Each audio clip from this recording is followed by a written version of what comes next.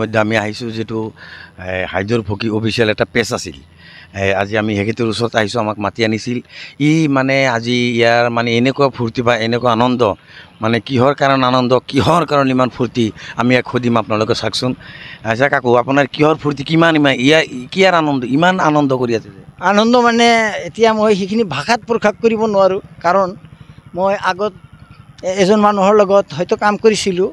হয়তো কিছুদিন আগৰে পৰা সি মোক এৰি থৈ গুচি গৈছে। মই নিজাববীয়াকৈ এটা পেজ খুলিছোঁ, হাইদৰ ফকিৰ অফিচিয়েল।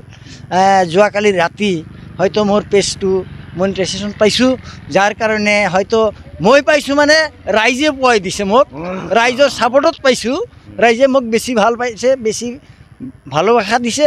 গতিকে ৰাইজৰ হয়তো ছাপোৰ্টত মই মোৰ পেজটো হয়তো মনিটাইজেশ্যন পাইছোঁ। সেই বিষয়ত সেইকাৰণে মোৰ মনটো আজি পুৱাৰে পৰা বেছিকৈ ফূৰ্তি লাগিছে।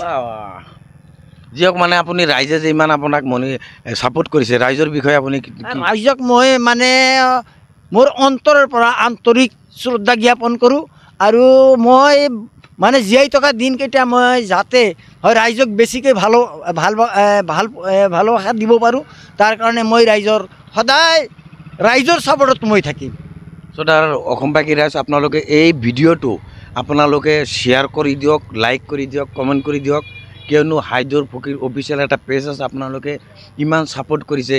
সি মানুহটো আজি এনেকুৱা মনত ফূৰ্তি, কিয়নো ইতিমধ্যে সি যাৰ ইয়াৰ পেজটো মনিটাইজ হৈ গৈছে, ইতিমধ্যে একাউণ্টটো দিছে, একাউণ্টটো আজি কৰি আহিল। গতিকে ইয়াৰ পৰা আমি জানিব বিচাৰিম যে যে মানে অল ভাৰতবৰ্ষৰ ভিতৰত যে ভাইৰেল হৈছে, মানে এটা ইয়াৰ ভাইৰেল ডাইলগ আছে। আপুনি আমাক কওক, আপোনাক কোৱাৰ কাৰণে আমি অনুৰোধ জনাই কওকচোন। তুমি এই চাওক, মানে এনেকুৱা কৈ এই কথাটোৱে মানে বহুত অসমৰ ভিতৰত সমালোচনা কৰিছে, ভাৰতবৰ্ষৰ, বাংলাদেশৰ গোটেই। গতিকে আপোনালোকে শ্বেয়াৰ কৰক, লাইক কৰক। গতিকে আপোনালোকে অলপ ছাপোৰ্ট কৰিব। জয় অসম।